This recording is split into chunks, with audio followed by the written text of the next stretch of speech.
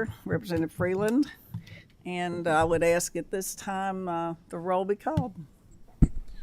Senator Herron, Senator Howell, Senator Maiden, Senator Reed, Here.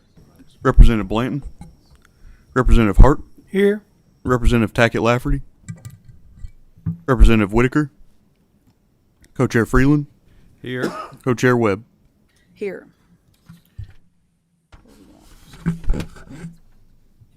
Oh, okay. Again, this is the fourth meeting of our interim task force on disaster prevention and resiliency, and it's going by pretty quick. So we'll be working toward having some recommendations for the upcoming later fall meeting. And we appreciate everybody's interest in so far. And today we have a couple presenters in areas that I feel is very important. I know, I've been going to a lot of meetings on this for the last 2 or 3 years, and what always chills me the most when it comes to rebuilding and that type of thing are insurance discussions. Insurance as far as accessibility, affordability, and even if certain markets people are going to have options in certain markets, and it actually is going to be it's a big factor in formulating policy in the future, where we better spend not only prevention but mitigation monies, and looking and planning along those lines for the sake of the people and being good stewards, but also just for the good of folks out there that may be in disaster's way. So we're going to go a little out of order today. And David Snyder, the Vice President and Counsel of the American Property Casualty Insurance Association, is going to discuss some of these issues with us. So David, I'll give you the floor. Thank you very much, Madam Chair. Let me just quickly introduce myself. I've worked for several decades in the insurance industry, and I'm also a local elected official in Northern Virginia, so I see these issues from that perspective as well. I'm also joined by a colleague, Ron Jackson, who's listening in, and I especially want to thank your staff member, Logan, for being so helpful in working through and getting things prepared for this morning. But I really wanted to start off by expressing our condolences for the torrential rain that occurred yesterday in parts of Kentucky, and our respect for first responders who were dealing with it. And it just underscores the importance of the work of this committee and why it was so important to call it to order. And before I go any further, I want to commit the companies that I represent and the insurance industry in general to working through with you the recommendations and then implementing those recommendations in a constructive way. So thank you again for giving me an opportunity today, but more importantly, thank you for getting a hold of these issues and bringing in different perspectives to provide recommendations for moving forward. Next slide, please. So challenges. Now, I'm talking today largely from an insurance perspective, but the challenges we see are challenges which are widely shared. In a very clear sense of the word, we're the ones who deliver the bill for the risk that has been created by natural conditions, by decisions made to build and how to build, and other decisions that are made. So in a clear sense, we are very much a part of the issue, but we're also the ones who deliver the bill at the end of a lot of decisions having otherwise been made. And we're very much in this together and sharing with public officials, with the real estate industry, with all other players in what we can do to improve things for the people that we all serve. Let's face it, the people that elect you are the very same people that pay insurance premiums. Thank you. Next slide. So here are some of the challenges that we're facing. We are now having a run of natural catastrophes. These are not new to the state of Kentucky. I think it was in 2023 when there was a horrific um, sort of constant pattern of one natural catastrophe after another. And as we saw as recently as yesterday, those catastrophes are continuing to strike Kentucky as they are in other parts of the country. And this is just a sort of a general slide showing what those losses were in a recent year, 2024. Next slide. And regrettably, 2025 didn't start off very well. In fact, the first half of 2025, as a result of the California wildfires, showed the greatest losses we had ever sustained in the first quarter of any year. Next slide, please. So here's a slide which I particularly like because it's a summary slide. First of all, how did we get to where we are with regard to insurance losses? And we can talk with a few slides later about what we can do to improve things. So first of all, what we're seeing is that to a greater and greater extent, there's actually rebuilding in climate sensitive areas. The second thing we see is, and this is no surprise, real estate costs have gone up dramatically, and replacement costs for repairs, for equipment, for materials have all gone up dramatically in the last few years as a result of inflationary pressures. And those inflationary pressures affect losses that occur during natural catastrophes, but they also affect day-to-day losses from fires and other things that are covered by insurance.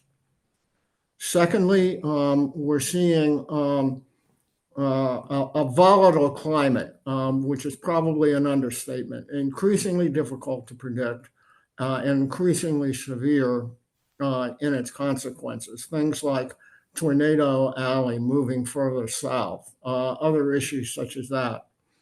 And then finally, and here's one takeaway from the presentation today, please don't be California.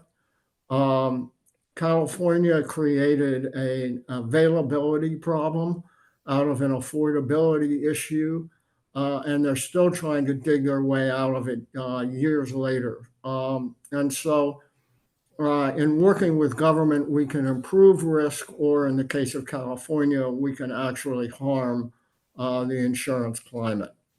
Next slide, please. So as I said, what we're experiencing, and this should be no surprise to anyone who's been buying or selling real estate or has had repairs done, that the costs have risen very, very dramatically over the last few years. And the slide on the right shows, the dotted line are insurance premiums. And while they're going up, regrettably, and they are to reflect these losses, they've actually lagged behind some of the losses that are covered by insurance. Next slide, please. Here's another thing that I mentioned briefly a minute ago, the tendency now more and more to build homes and properties in disaster-prone areas. Next slide. Here's yet there was an example of that. And then wildfires, of course. We're seeing greater numbers of wildfires, and those wildfires, because there has been building in sensitive areas called the wildland urban interface, we're seeing greater and greater losses from wildfires as well. It is a risk in Kentucky. It's certainly a huge risk in other states. Next slide, please. Something that you know and have felt directly, the increase in what we call severe convective storms and the increase in hail losses. And this slide provides an example of what we're seeing. Regrettably, all these loss trends are all going in the same way, and they're all going up.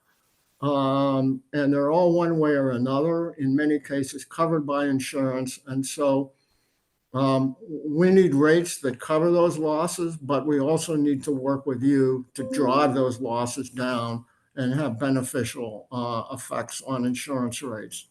Next slide, please.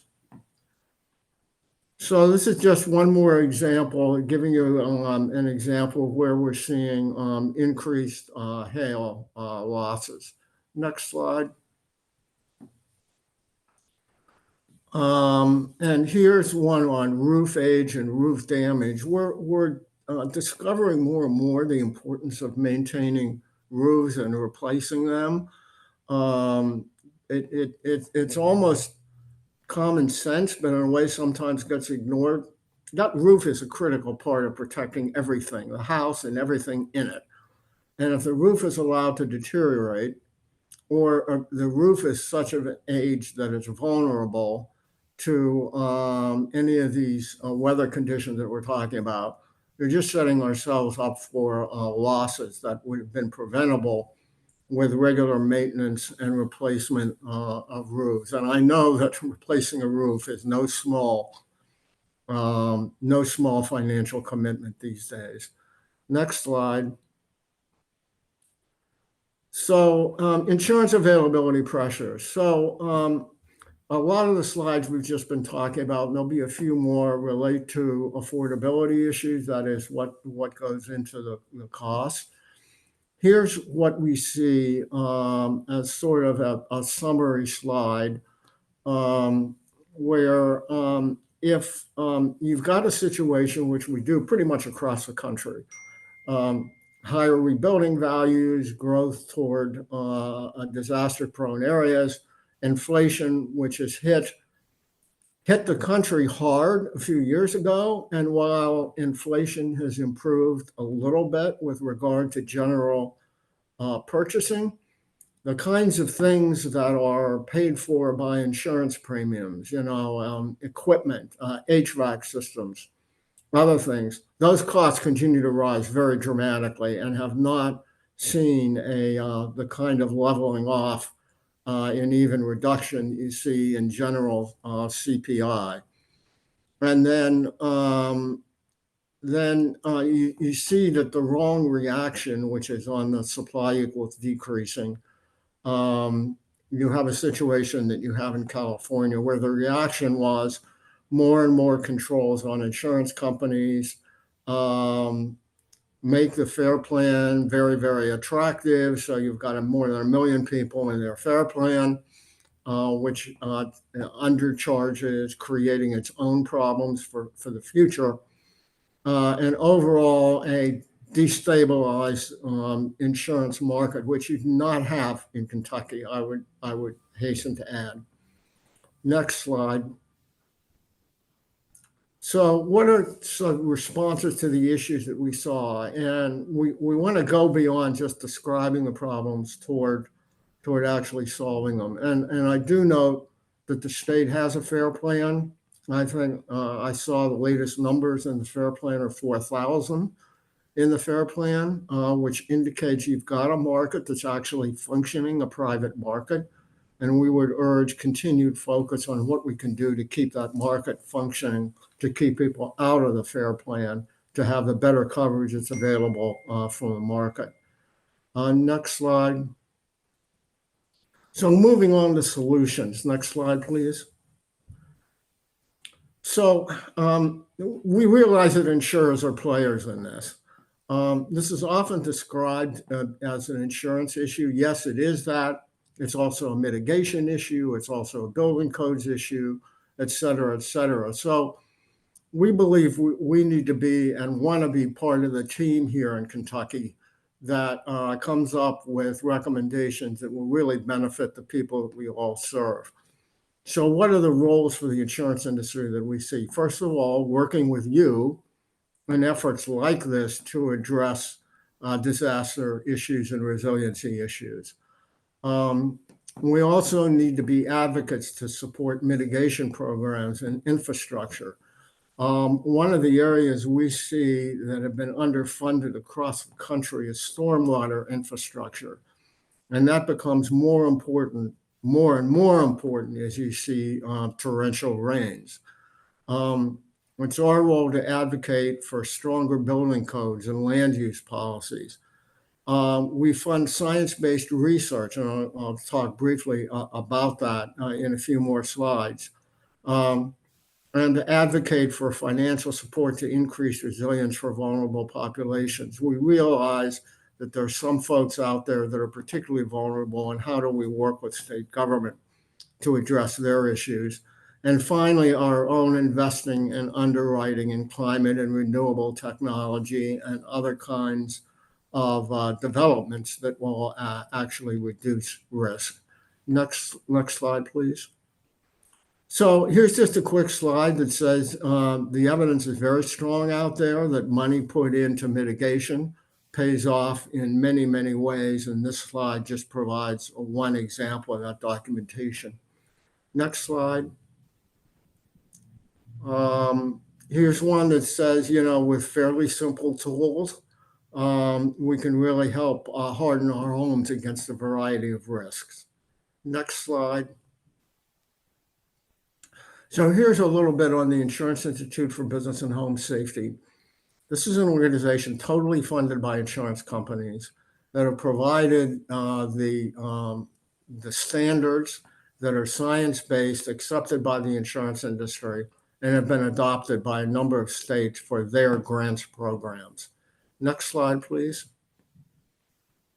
So this is an example of their Fortified program, and I'm not going to spend a lot of time on these slides, but we can certainly address them in the future. But this provides an example of an increasingly sophisticated set of standards that the Insurance Institute for Building and Home Safety has evolved as a result of the scientific work that they do. Next slide. Here's an example of their work on wildfires and wildfire prepared communities. It's done a lot of work on individual wildfire exposed properties, but if the entire community isn't protected, you can do a great job with your property, but if your neighbor hasn't, it could wipe out all the mitigation that you've done.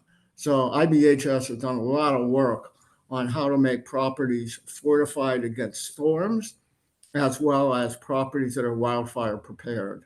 And that's totally funded by the insurance industry. That's the Insurance Institute for Building and Home Safety. They're based in South Carolina, and they're available anytime to make presentations and work with you as you evolve your recommendations. Next slide, please. So this is where we move a bit out to the role of insurance in supporting other members of the community.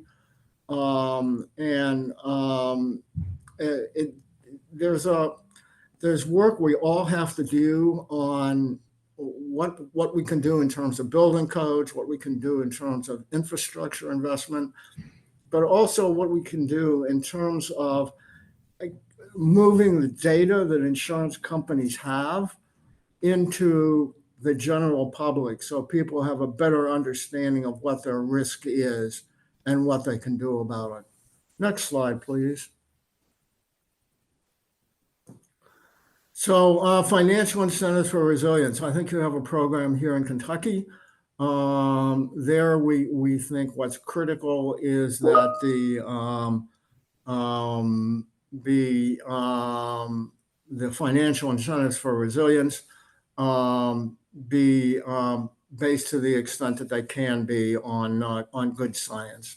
Next item, please. Next slide. So this is one that I hope you can provide for and use in the future.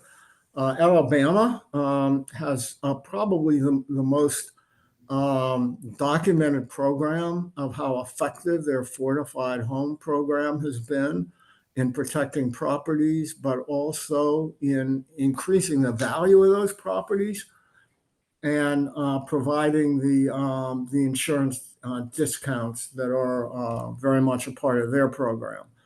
You can see Louisiana has a similar program. We refer to Florida's Babcock Ranch, where you have an entire planned community that had no damage from hurricanes that otherwise had wreaked havoc around them. So here are some examples um, of how return on investment from resilience is really quite substantial and surprisingly quick. Next item. Next slide, please. Great. And that's another reference to the Alabama study. Again, Alabama is probably one of the leaders in the country in terms of addressing how to make homes, how to mitigate risk, make homes more resilient, and at the same time provide surprisingly quick returns to homeowners beyond the fact that mitigation is of value, never mind whether there's an insurance benefit to it or not. You're making your home safer for you and your family. Next slide. So our policy view generally is that programs are best when they're voluntary, when they're flexible, when they're focused. That is, what do I mean by voluntary? Well, you have fundamentally an IBHS-based standard. You have the government saying, all right, if you, the homeowner, make certain things consistent with the IBHS program, then you're also entitled to an insurance premium discount based upon what that insurance company is able to offer. And that's just a quick summary of our view on those programs. And again, I think Kentucky has done some work in this area. Next slide. And the National Conference of Insurance Legislators picked up the Alabama law, and here's an example of a fairly recent kind of heat map, if you will, of the states that have picked up on the idea. Next slide. And here, incentives for wildfire resilience. A quick slide on that one. Next slide. And then catastrophe savings accounts, if the state doesn't already have one of those, that's an example of where policyholders or homeowners can put aside money for catastrophe savings, and it's non-taxed, it's pre-taxed. Next item. Building codes, quick story there. I mentioned it previously, but a classic example of how building codes are absolutely fundamental, and they need to be up to date at the very least, and hopefully better than the existing codes. Next slide, please.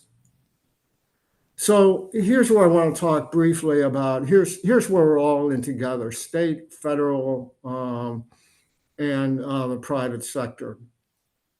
I want to talk briefly about the role of the federal government, which is a little hard to talk about right now in the middle of a shutdown, but a couple of key things to watch. The first is the National Flood Insurance Program, which goes from year to year and is now hobbled by the shutdown. We need a long-standing, authorized for multiple years rather than a single year National Flood Insurance Program and funded. Otherwise, you have the situation where you do today, where I think in closings, there can't be closings that require flood insurance programs because of the government shutdown. So this is an example of where we need to work together to tighten federal programs. The NFIP is one. Two more to take a serious look at are the FEMA programs, the FEMA post-disaster funding programs. Are they funded at an adequate level? Does the NFIP and FEMA, do they incentivize mitigation adequately? And NOAA, which the National Oceanic and Atmospheric Administration, which is fundamental to early warning, which, as we know, in the case of things like tornadoes, is life-saving if you have that early warning. Next, a suggestion that your recommendations include the insurance department and commissioner, and you do have some of the most experienced and effective insurance regulators in the country, but include them, but a whole of government approach, your agencies responsible for building codes, for example, your agencies responsible for supporting first responders. All of these need to be brought together in one. I don't know if you want to call it an office, but one effective approach to bringing together an all of government approach, again, including the insurance regulator. You may get questions, specific questions. I have no doubt that you do, about particular insurance issues, the difficulty of getting insurance in some areas, or the cost of insurance. You have an insurance regulator with extensive authority to get you answers on specific insurance questions, as well as to look at what is the insurance industry saying? What's that data saying about risk and how to mitigate it? So use that authority of the agency that you have created. Next slide.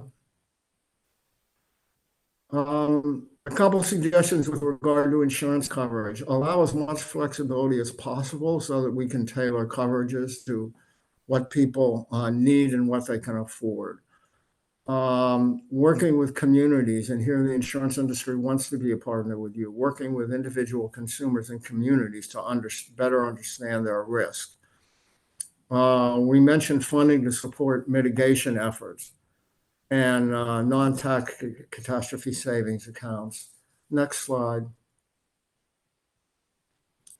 Again, focusing on building codes, land use, infrastructure investment, and other drivers of insurance costs.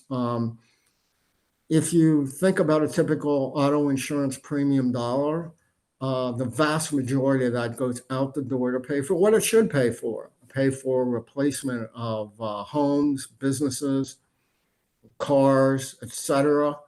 And those losses are on record at the insurance department, and I think what they will show is that profitability is anything but spectacular in Kentucky. In fact, in 2023, insurance companies paid out almost 50 cents more than they collected per insurance premium dollar.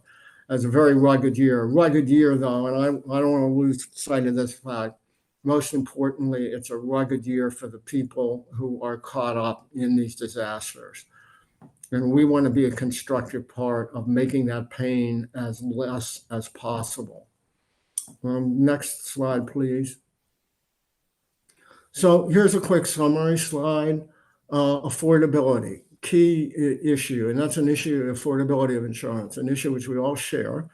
But the key is loss prevention, risk mitigation, allow us to tailor coverages to consumer needs and ability to pay.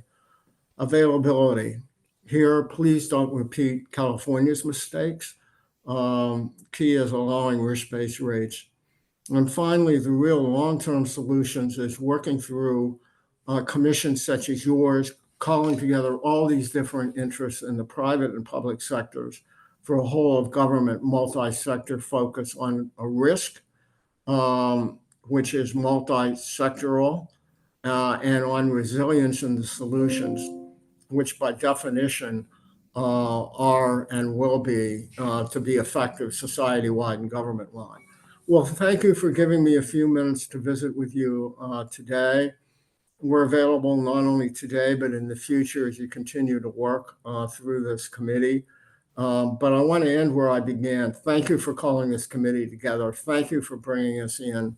And we look forward to how we move Kentucky in a way that benefits everyone in the state and provides for a more resilient public and a more resilient government here in Kentucky. Thanks so very much, Madam Chair. Thank you, David, for being here and enlightening the committee on some of the challenges and solutions that we're looking at. I really appreciate the incentivization of mitigation risk. I think that's something that we all do need to focus on from a fiscal and human standpoint. So I appreciate you stating that. But I guess the question I have is, what is the prognosis for carriers exiting markets and in certain areas or certain subject matters? And if we don't do anything as far as accessibility, and then of course I think the affordability speaks for itself, but if the industry is sustaining that kind of loss, but what if nobody does anything, where are we headed as far as market availability? Yeah, it's really hard. It's really hard for me to predict that. Our companies don't discuss that sort of a question for antitrust reasons going forward. But let me offer a couple general observations. The first is that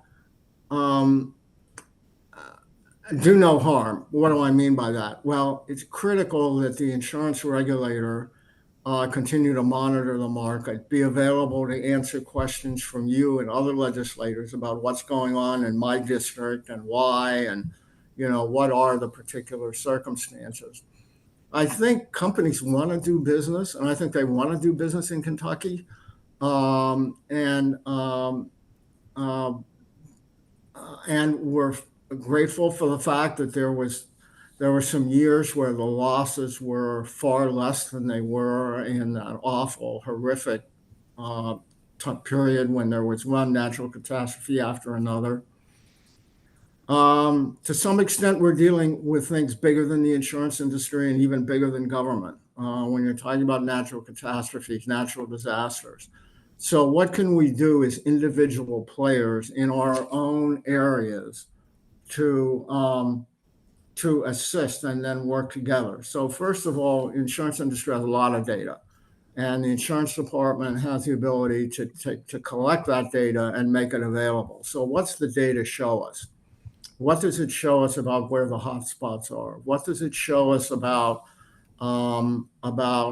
trends? And what can we do within those areas to particularly focus on things like mitigation? And then look at it peril by peril.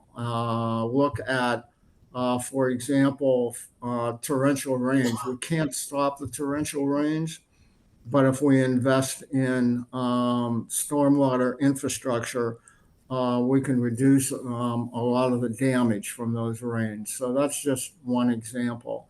But Madam Chair, you asked a fundamental question, and there are multiple ways to answer it, but I think we're committed to seeing what else we can do in the state of Kentucky other than what you've already done to address exactly the question you've asked. And we appreciate that. At this time, I'll defer to my co-chair, Representative Freeland, to see for any question or comment. Thank you. You kind of asked my question, but I do want to kind of follow up on that and ask on more of a local level with the county governments. Do you kind of go as far as the county governments? You mentioned like storm shelters and things of that nature. Go as far as working with the local governments? We generally are organized to work at the state level, but let us know what is going on that might be helpful, and we'll work with you to see if we can bring in some resources and some assistance. Okay, thank you. At this time, I'd ask if any of the committee members have any questions or comments for Mr. Snyder. David, you explained everything well. Thank you. Thank you very much, Madam Chair. And I want to renew the commitment that I made at the beginning. As you work through your recommendations, we are anxious to be involved, to be a constructive element. And then after those recommendations are issued, let's get them in place and actually get them done. Thank you very much. We appreciate you. We will be in contact.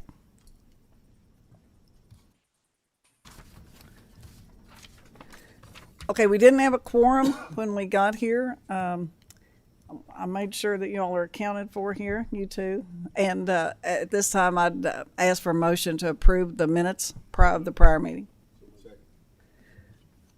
All in favor? Motion carries. Thank you. No, is that good? Is that all I need? And at this time, we will, is Ed? Is Ed there? Yeah.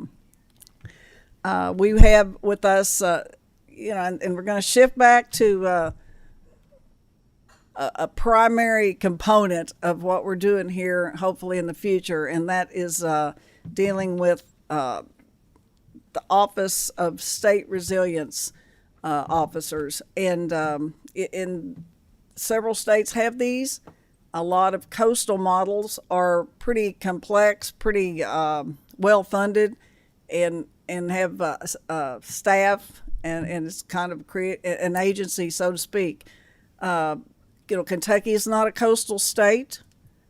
We, along with other inland states that are grappling with the disaster trends that we've seen, are looking at models that tailored more toward inland states and the challenges that we face. So Ed Martin is a senior fellow with the American Flood Coalition now, but he is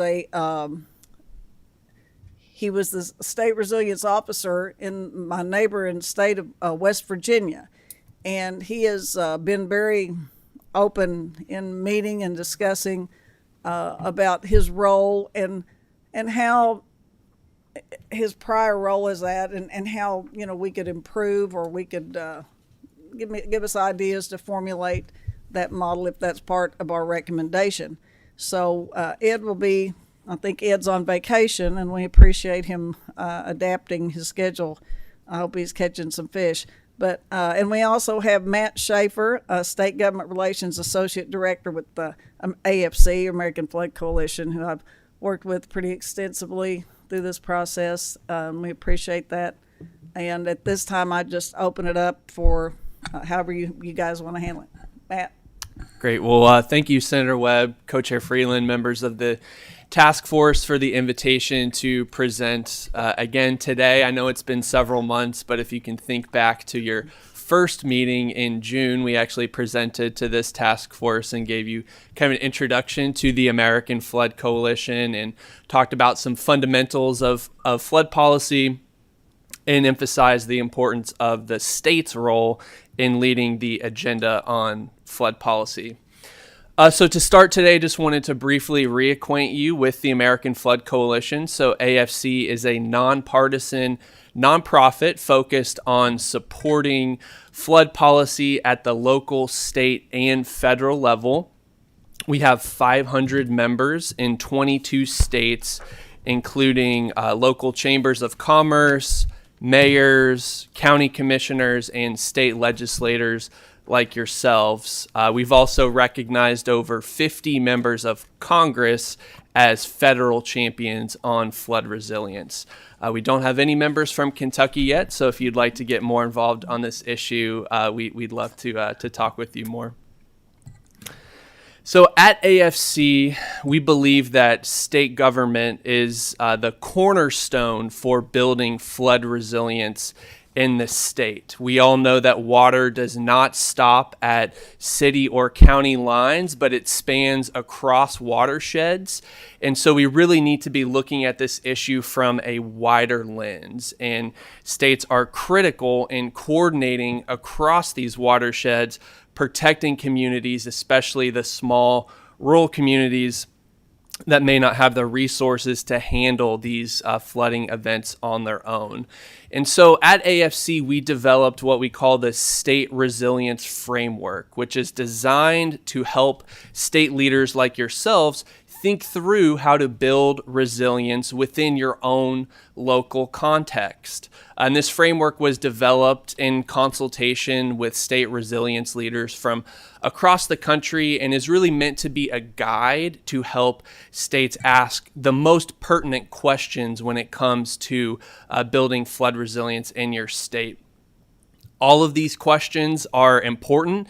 Today, we're really just going to be focusing on the first question that you see here, which who is in charge? And so the principle underlying this question is that there is a need for the state to have clear, accountable leadership that coordinates and implements the state's priorities related to resilience. And so having that single person or entity that's in charge of coordinating across different agencies, collaborating with both the public and the private sector for recovery and effective planning is critical for the state to have in place. As Senator Webb mentioned, many states have done this by creating a state resilience office or employing a chief resilience officer. My colleague Ed will go into this much more in depth in terms of what this looks like in practice. And so lastly, I just want to emphasize the point that at AFC, we don't just talk about resilience at an academic level, but we actually live this day in and day out with these folks who are on the ground. And one example of this is our work establishing a state resilience leaders cohort. So for the past 4 years, AFC has staffed this network of state resilience leaders from across the country. We host regular convenings, which allow these state officials to network and collaborate on collective issues, share what's working in their state, and learn from one another. We actually just wrapped up our annual in-person workshop, which Ed attended and can give you more information if you're interested on that. But you can see here on the slide the types of people that normally attend these meetings: chief resilience officers, floodplain managers, representatives of the state agencies that have jurisdiction over flooding issues. We work alongside these leaders on a daily basis to design policy solutions that fit their local context while helping the state build resilience. So with that, I'm going to turn it over to my colleague, Ed Martin.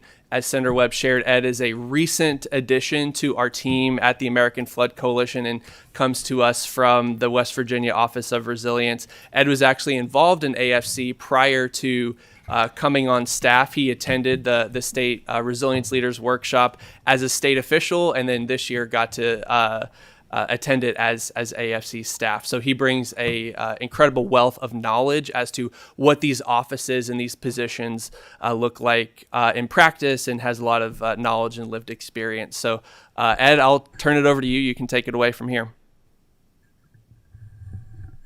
Thanks, Matt. Can you all hear me okay? Perfect. If you can go to the next slide. Yep. So first, I'd just like to say good morning to the task force. Thank the task force, Co-Chair Webb, Co-Chair Freeland, for providing AFC the opportunity to speak this morning. A little bit about myself. I am new to AFC. As Matt said, I've only been with the organization about 3 months. Prior to that, I was the deputy director of the West Virginia State Resiliency Office for about 3.5 years. And prior to that, I had another 9 years in state government with the State Conservation Agency. I was a program manager, and I worked on high hazard dam programs, post-flood debris removal, and some natural stream restoration type projects.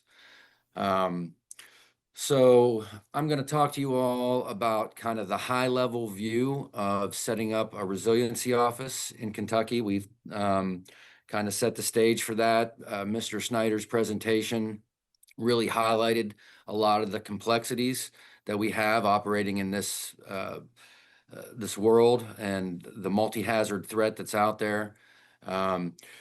So when we talk about resiliency offices, we know that it's going to look different in every state, but across the country, there's 2 overarching goals that are pretty universal. Everybody's focused on that. Number 1 is preventing the loss of life. Number 2 is improving or keeping economies stable through the impacts of disaster. So, next slide, please.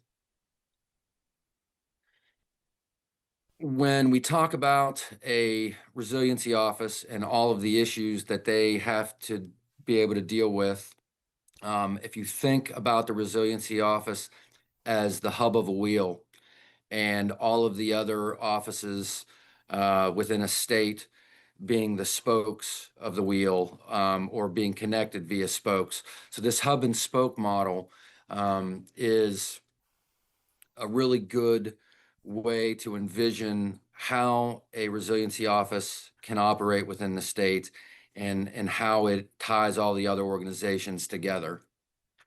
Next slide, please. And so when you all are going through this process and you're setting up your resiliency office, there's some concepts here on this slide that might be beneficial to keep in mind. And as I said, there is no single approach for setting up a resiliency office. The way Kentucky sets up their office is going to be what is best for your state, what suits your situation best. But thinking through some of these might be beneficial during the process. So one would be thinking about a resiliency office as the proactive versus the reactive approach, right? Emergency management is often a reactive organization. They're focused on the response and the short-term recovery. And it's kind of repetitive with EMD. A resiliency office takes a longer view and looks to really stop the impacts before they happen, beyond mitigation, really. And if you think about it more from a generational or holistic thought process, it kind of brings the proper perspective, right? We've been dealing with disasters in this country from the day we settled the nation, and we're finding now that we may not have built in the right places. We may not have accounted for the right threats along the way, and so it took us a long time to get into the situation, and it's probably going to take us a long time to get out. It's not going to be a short process. It's going to be a generational and a holistic process. So thinking about your resiliency office as that, I guess, conduit to get that process established might be beneficial. Resiliency offices are well positioned to do a couple other things through that hub and spoke model. They're very well positioned to connect the state organizations, the federal organizations, the communities, right? And they do this, or can do this, through silo removal, not just operational silos, but funding silos where money is so narrow and focused that it can't be necessarily used in a beneficial way. The other thing that I feel like resiliency offices are very adept at is implementing this, what I call a multi-approach, which you think about multi-benefit projects, multi-hazard projects, multi-sector projects, and multi-jurisdictional projects. Because of that hub and spoke model, resiliency offices are really good at looking at how to be most efficient with dollars across the state.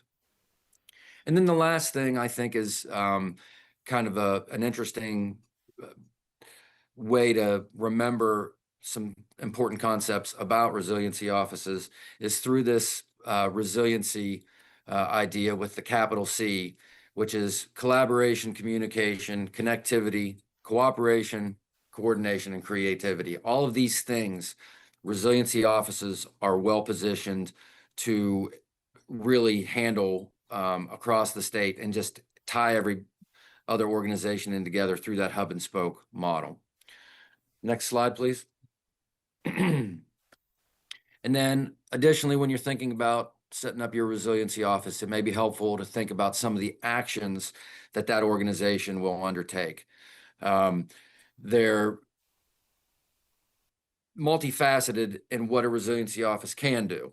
So they can provide technical assistance, education and outreach, which is a very effective way of impacting things long term. They are, because they're that centralized hub, they're a great location for data collection, data management, data analysis, a good organization to kind of be the hub for risk assessments. And once again, that multi hazard mitigation looking across the scope of disasters. And then they're also a good resource for prioritizing programs, projects, and activities. They're kind of the catch-all organization, if that's the way Kentucky wants to set up the office. Next slide, please. And so when we talk about a resiliency office, and Senator Webb made a note about all of the coastal models that are out there, there's three primary ways of setting up an office that we've seen thus far, and there may be some others that pop up down the road, but the three primaries are part of an existing agency. This is by far the most popular model thus far, and you have examples like Colorado, New Jersey, Maryland, and Virginia that have implemented that model. The next would be setting it up as part of the executive branch, as West Virginia and Louisiana have done. And those offices are housed directly within the governor's office. And then the third, which we only have one example of this, and this is SCORE, South Carolina Office of Resilience. All of the models offer some benefits. They all offer, some problems. But thinking through this on the front side of things, it really positions Kentucky well, maybe to take the best from what's out there and kind of avoid the riskier setups and maybe develop the model for the nation moving forward. Next slide, please. And so for the next couple of slides, I'm going to talk to you all really about some things to keep in mind. And really to what I was speaking to before, some pitfalls that Kentucky might be able to avoid on the front side of things, and some best practices that you all could implement to avoid those pitfalls. The first pitfall would be having an unclear or undefined scope of operations. What Kentucky decides to make the resiliency office there is, you all have a blank slate, but making sure that you all have clear and concise code and that you instill the office or the resiliency office with sufficient authority to do what you want them to do, or to do what you want them to do, is extremely important. That authority, really, they need to be able to be that hub, right? They need to be able to drive your priorities based on the best data that's available. They need to be able to shine a light on resiliency and kind of think through all of your state-funded infrastructure investments, think through that resilient aspect of it, and really put that proactive thought model into effect. And they need to have the ability to convene and coordinate state agencies, federal entities, all of the folks that are tied into resiliency. When your resiliency officer requests a meeting, folks need to feel like they need to come to the table, right? That's important. And so making sure that you think through those things when you're putting the code together is really important. Next, we're kind of, I've heard the term, and I agree a little bit. We're kind of planned to death a little bit in this nation right now. Everybody has a plan. That doesn't mean that that plans are not good, but developing a resiliency plan for the state, I think, is once again kind of that hub and spoke where the resiliency plan can look at all of the other plans and bring them together and actually look at where we might be able to do away with some of the other plans. But you have to have a plan that is effective. It needs to be actionable. If you're not realistic in your goals, a resiliency plan is not going to be successful. Additionally, it can't be stagnant and sit on a shelf. It really needs to be reviewed on an annual or biannual basis and updated on a regular basis as well. And then there really needs to be a way within that plan to gauge success. There need to be some metrics and measurements identified on the front side so that what success in Kentucky looks like is well thought out in the beginning, and you can really look and see if you're meeting your goals, and you can adjust along the way if you're not. Next slide, please. The next pitfall is really related to funding, and that's a pitfall across the nation. Funding is an issue for every resiliency office that I'm have been in contact with. I mean, the bottom line is there are more disasters than there are money. But thinking about that funding aspect on the front side of things and making sure that there's some kind of recurring funding for the office that goes beyond just the administrative component. Making sure that that funding can be utilized for that multi-approach, it's free of silos, is really important. It doesn't have to be a large sum of money, in my opinion, but there needs to be enough funding there that they can really test the waters and put some pilot programs on the ground to see what is working and what isn't working. They can supplement the cost share on a lot of federal programs, things of that effect. And obviously, it's going to look different in every state, but making sure that there's some kind of recurring funding, I think, is crucial. And then the last pitfall that I'd really like to mention is lack of continuity.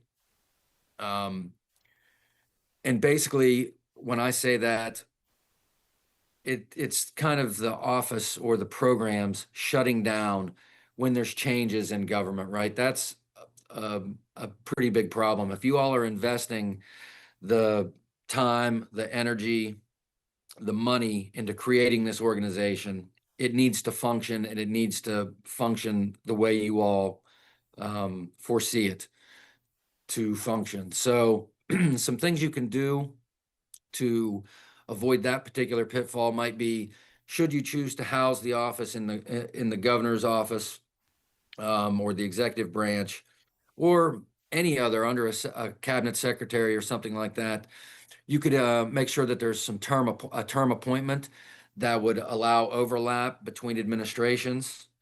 Another thing that you could do would be that would kind of eliminate that other issue altogether, would be to provide oversight by a committee, a commissioner, a board.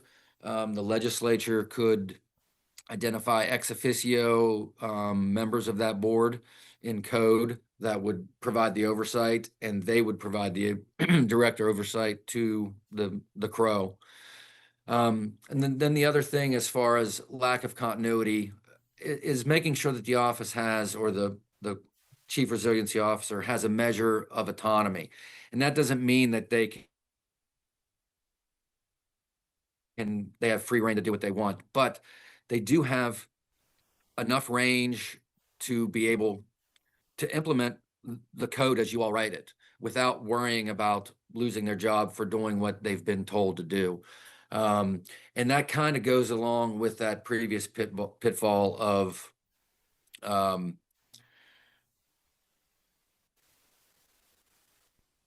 making sure that you have that clear and concise code and that authority to provide that autonomy. So, next slide, please. And so with that, I would just open up.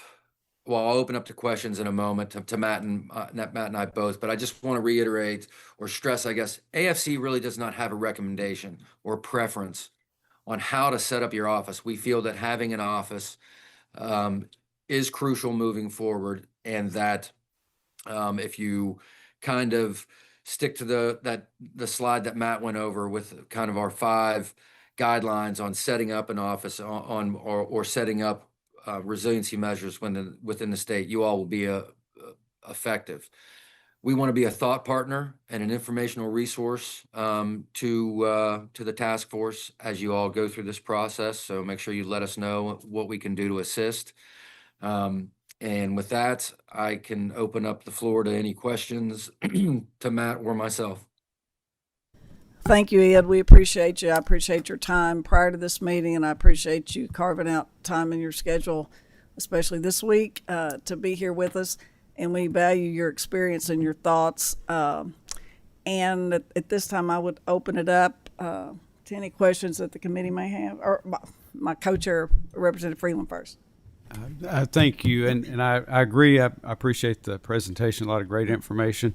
One thing you mentioned was the measure of autonomy for whoever that person may be, and I agree with that. And the 15 states that you have seen that has this person, the level of bureaucracy that I know states have a habit of laying on any person in this position.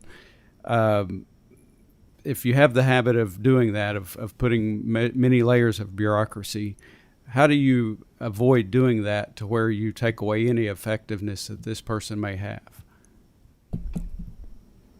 Well, that, kind of speaks to what I was talking about that continuity piece and that clear, concise code, making sure that when you all create this code, that you are looking at kind of these pitfalls that I talked about.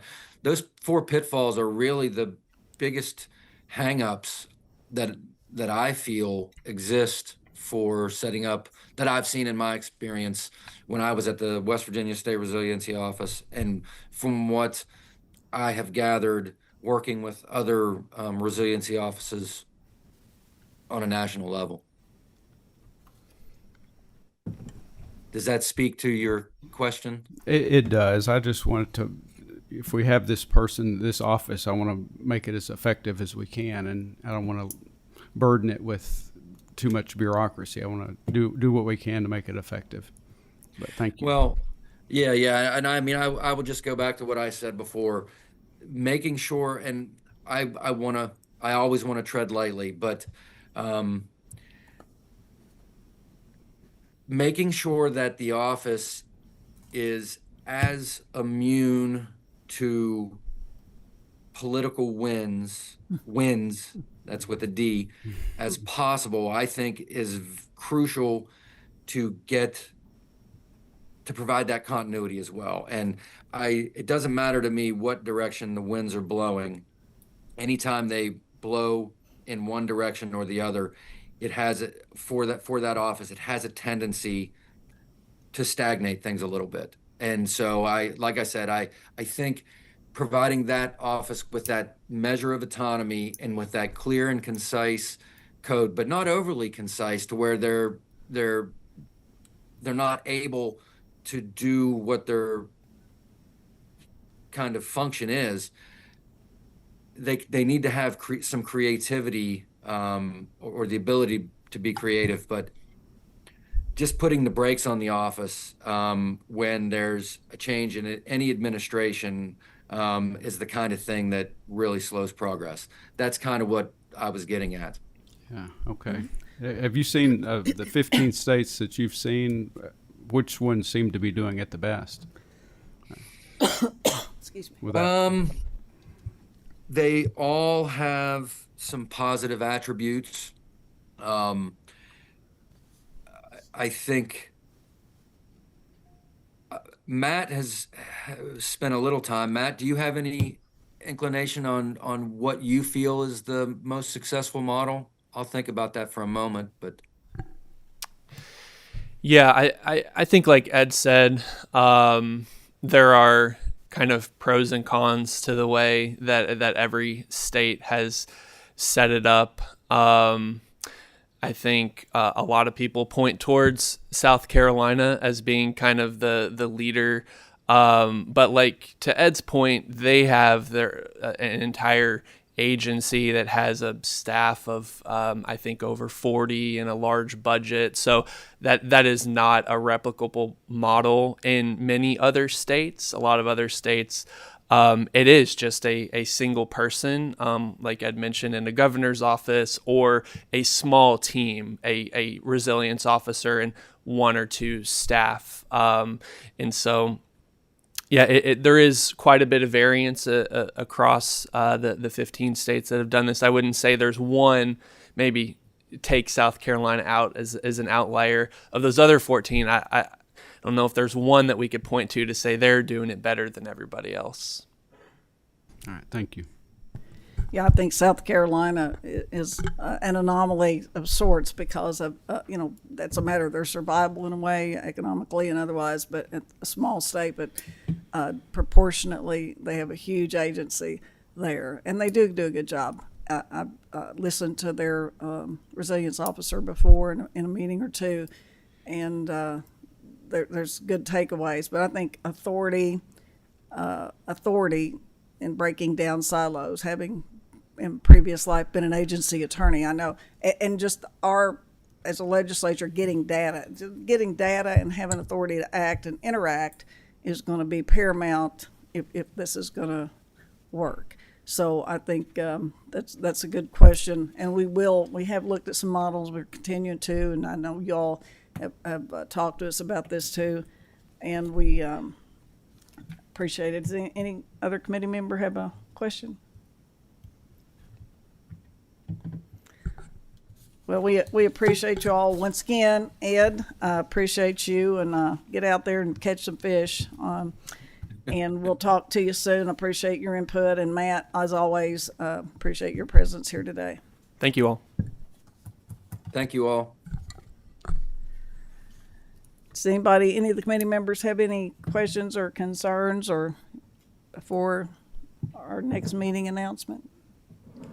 Okay, our next meeting, co-chair. November, maybe? Yeah. So at this time, I'd entertain a motion to adjourn.